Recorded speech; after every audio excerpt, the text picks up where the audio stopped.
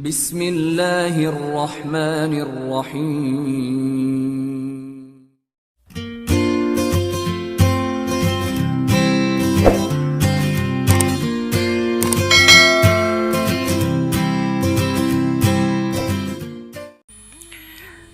Assalamualaikum warahmatullahi wabarakatuh. Halo anak-anak kami kelas 5 sekolah dasar yang soleh dan solehah pastinya. Bagaimana kabar kalian hari ini? Alhamdulillah. Semoga kita semua selalu dalam keadaan sehat walafiat dan berada dalam lindungan Allah Subhanahu wa ta'ala. Amin ya rabbal alamin. Bapak tidak bosan-bosannya mengingatkan kalian di masa pandemi ini, pakailah masker bila bepergian, rajin mencuci tangan, dan menjaga jarak dengan orang-orang sekitar. Mudah-mudahan wabah COVID-19 ini segera pergi dan berlalu dari kehidupan kita, dan kita bisa kembali bersekolah seperti sedia kala. Dan yang terpenting, sholat 5 waktunya tetap dikerjakan. Sebelum kita masuk ke materi pembelajarannya, marilah kita berdoa terlebih dahulu. Mudah-mudahan Allah Subhanahu wa ta'ala memberikan ilmu dan pemahaman kepada kita. Mari kita berdoa. Bismillahirrahmanirrahim. Rabbi zidni ilma warzuqni fahma waj'alni minas salihin. Ya Allah, tambahilah ilmuku, berilah aku pemahaman, dan jadikanlah aku termasuk orang-orang yang soleh. Amin. Dalam video pembelajaran kali ini, insya Allah kita akan belajar pendidikan agama Islam dan budi pekerti untuk kelas 5 semester 1. Saat ini kita akan mempelajari pelajaran yang keempat dengan judul Bulan Ramadan yang Indah. Dan submateri pembelajarannya adalah puasa di bulan Ramadan. Baiklah anak-anak kami yang soleh dan solehah, kita langsung masuk ke materi pembelajarannya. Di video kali ini ada beberapa materi yang akan kita bahas. Yang pertama, pengertian puasa. Yang kedua, dalil wajib puasa. Kemudian yang ketiga, syarat-syarat wajib puasa. Kemudian yang keempat, syarat-syarat sah puasa. Yang kelima, rukun puasa. Yang keenam, hal-hal yang membatalkan puasa. Kemudian yang ketujuh, hal-hal yang merusak pahala puasa. Dan yang terakhir, orang yang boleh tidak berpuasa. Sebelum kita lanjutkan pembahasannya, jangan lupa like, komen, dan subscribe video ini, serta aktifkan tanda loncengnya, supaya kalian bisa mendapatkan video-video yang terbaru. Anak-anak kami, kita langsung membahas materinya. Yang A, pengertian puasa. Secara istilah, puasa itu berasal dari bahasa Arab, yaitu saum atau siam, yang artinya menahan diri dari segala sesuatu, seperti makan, minum, menahan hawa nafsu, dan lain-lain.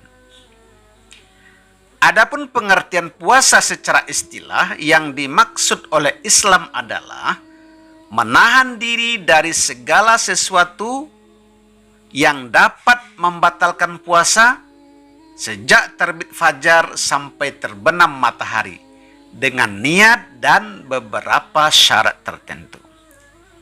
Jadi, puasa tidak sekedar menahan haus dan lapar saja, akan tetapi juga menahan diri dari apa yang akan membatalkan dan merusak nilai puasa itu sendiri. Kemudian yang B, dalil perintah puasa.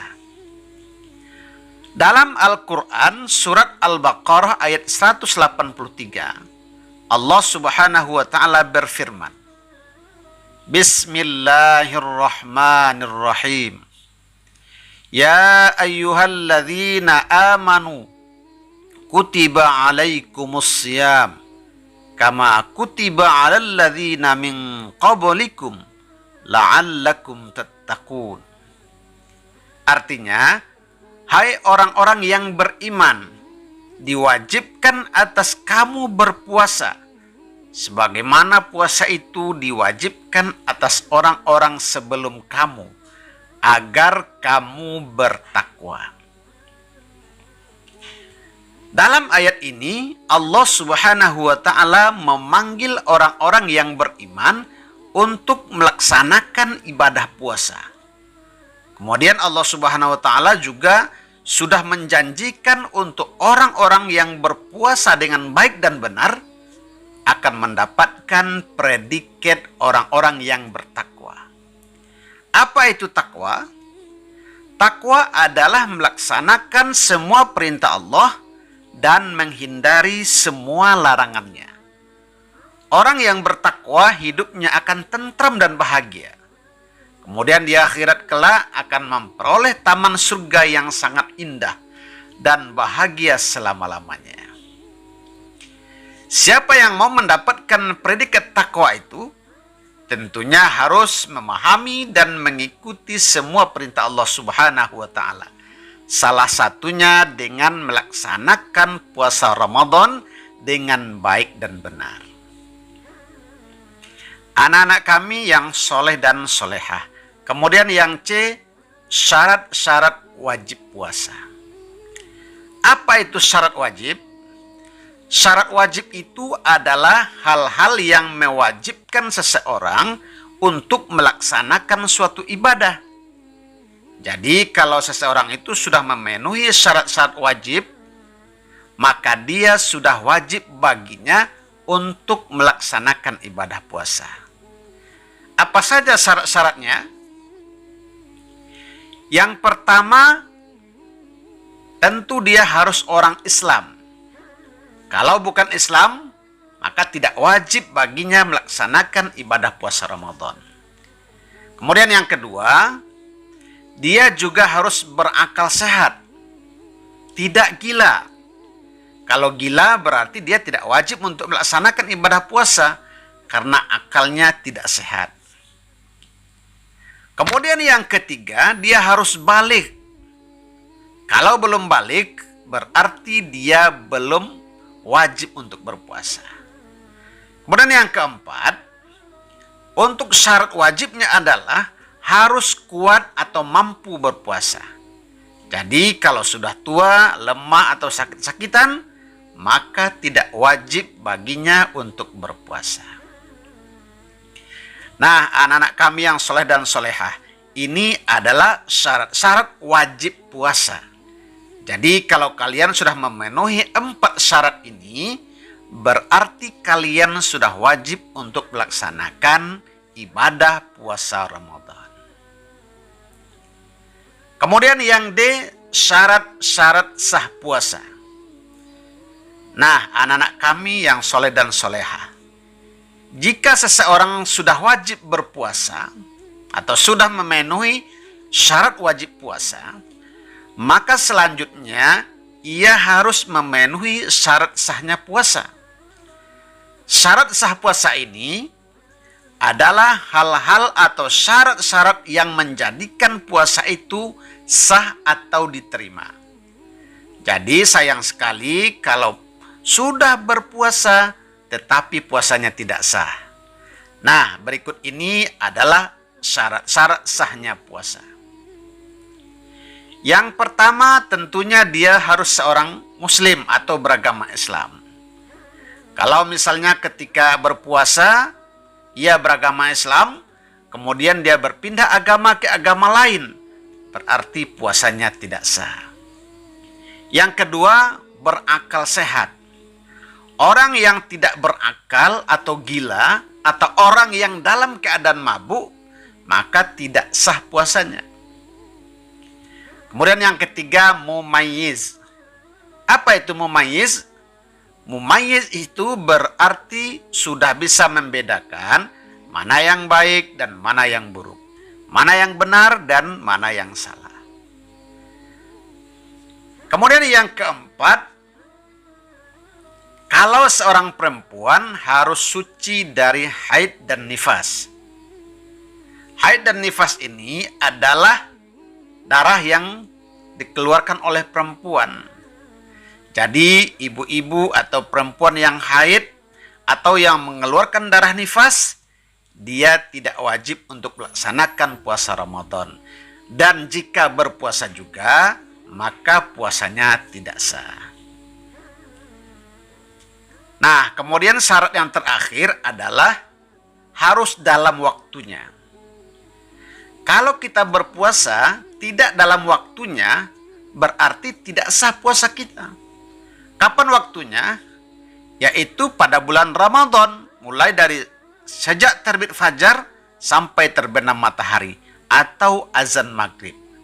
Jadi kalau di luar itu, misalkan puasanya mulai jam 8 pagi atau berbukanya sebelum azan maghrib, atau pada hari yang dilarang untuk berpuasa, maka pasti puasanya tidak sah karena tidak sesuai dengan waktunya. Nah, anak-anak kami, ini adalah syarat-syarat sah dari puasa Ramadan. Kemudian yang ketentuan selanjutnya adalah rukun puasa. Apa itu rukun? Rukun adalah hal-hal yang harus dipenuhi untuk sahnya suatu pekerjaan atau sahnya suatu amalan. Jadi kalian harus melakukan hal-hal berikut kalau mau puasa kalian diterima. Yang pertama, rukun puasa yang pertama adalah niat. Niat itu artinya menyengaja bahwa kalian akan melaksanakan puasa Ramadan di keesokan harinya. Niat puasa Ramadan dilaksanakan di malam hari. Ada yang melafalkan dan ada yang tidak melafalkan.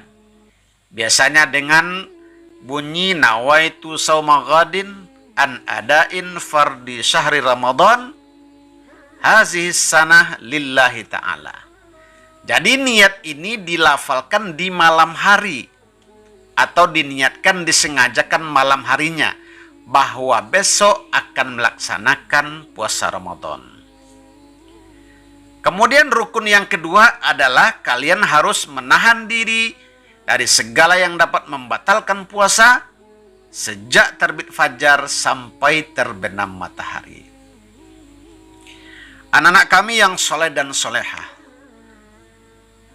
Kemudian yang F, hal-hal yang dapat membatalkan puasa. Nah, anak kami, apa saja yang bisa membatalkan puasa kita? Berikut ini adalah hal-hal yang dapat membatalkan puasa. Yang pertama adalah makan dan minum yang disengaja. Jadi kalau kalian ketika berpuasa lalu makan dan minum di siang hari dengan sengaja, langsung batal puasanya. Kemudian yang kedua, muntah yang disengaja. Jadi kalau kalian muntah dengan sengaja, maka langsung batal puasanya. Karena muntah akan mengeluarkan zat-zat yang ada di dalam perut kita. Kemudian yang ketiga, hal yang membatalkan puasa kalau keluar darah haid atau nifas bagi perempuan. Kemudian yang keempat, gila atau hilang akal. Misalnya setelah zuhur dia gila atau hilang akal, berarti puasanya langsung batal hari itu juga. Jadi jangan sampai kita gila atau hilang akal. Maka harus kita jaga akal sehat kita. Kemudian yang kelima, keluar cairan mani dengan sengaja. Jangan sampai kalian menyengaja mengeluarkan cairan mani ketika berpuasa, karena itu akan membatalkan puasa kalian. Kemudian yang keenam adalah berhubungan suami istri. Ini juga akan membatalkan ibadah puasa. Kemudian yang ketujuh, murtad atau keluar dari agama Islam. Nah, anak-anak kami yang soleh dan solehah, ini adalah hal-hal yang harus kalian hindari, yang tidak boleh kalian lakukan ketika beribadah puasa, karena akan membatalkan puasa kalian. Kemudian yang G, hal-hal yang dapat merusak pahala puasa. Nah, hal apa saja sih yang bisa merusak pahala puasa? Apabila seseorang sedang berpuasa lalu melakukan perbuatan tercela, maka rusak atau berkurang pahala ibadah puasanya. Contoh, perbuatan tercela, berdusta, menghina, menghasut, menfitnah, berkata kotor, berkelahi, atau bertengkar dan sebagainya. Apabila seseorang sedang berpuasa tetapi melakukan perbuatan tercela, maka puasanya tetap sah, namun puasanya tidak mendapatkan pahala. Anak-anak kami yang soleh dan solehah. Kemudian yang H, orang-orang yang boleh tidak berpuasa. Nah, lalu siapa yang boleh tidak berpuasa? Berikut ini adalah orang-orang yang boleh atau boleh berbuka atau boleh tidak berpuasa. Yang pertama adalah orang yang sakit. Kalau tetap berpuasa juga, dikhawatirkan puasanya itu bisa menambah parah sakitnya. Maka dia boleh berbuka atau tidak berpuasa. Tapi dia wajib untuk mengqadanya. Qadha itu artinya mengganti berpuasa di hari lain. Tentu saja kalau yang sakit itu sudah sembuh dari sakitnya. Kemudian yang kedua, orang yang dalam perjalanan jauh atau musafir. Misalkan ia mudik sebelum hari raya Idul Fitri untuk perjalanan jauh. Dia boleh berbuka atau tidak berpuasa. Tapi dia wajib mengqadha dan wajib mengganti puasanya di hari-hari lain. Kemudian yang ketiga, orang yang sudah lemah atau orang tua yang sudah tidak kuat untuk berpuasa. Ia wajib membayar fidyah. Apa itu fidyah? Fidyah itu adalah memberi makan fakir miskin setiap hari sebanyak puasa yang ditinggalkannya. Besarnya fidyah itu kurang lebih 3/4 liter. Jadi kalau kalian sudah tua, sudah lemah dan tidak kuat lagi berpuasa, maka boleh tidak berpuasa. Akan tetapi kalian harus membayar fidyah. Nah, kemudian yang terakhir, orang yang boleh tidak berpuasa itu adalah ibu hamil atau ibu menyusui. Ibu hamil atau ibu menyusui boleh tidak berpuasa.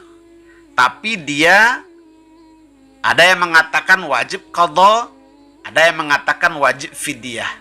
Dan ada juga yang wajib bayar qadha dan fidyah sekaligus. Ini perbedaan pendapat. Tapi silakan dipilih salah satu, mana pendapat yang menurut kalian lebih kuat. Jadi ini adalah 4 orang yang boleh berbuka atau boleh tidak berpuasa. Anak-anak kami yang soleh dan soleha, setelah kalian menonton dan menyimak video pembelajaran ini, selanjutnya ada latihan yang mesti kalian kerjakan. Silakan dijawab yang benar dan ditulis yang rapi di buku latihan kalian.